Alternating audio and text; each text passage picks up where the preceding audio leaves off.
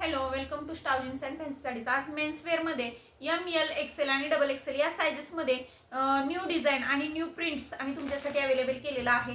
हा सर्व stock new stock आहे आणि याच्यावरच्या प्रिंट्ससुद्धा तुम्ही पाहू शकता. मस्त मस्त प्रिंट आणि मस्त मस्त कलर कॉम्बिनेशन आम्ही तुमच्यासाठी अवेलेबल केलेले आहेत.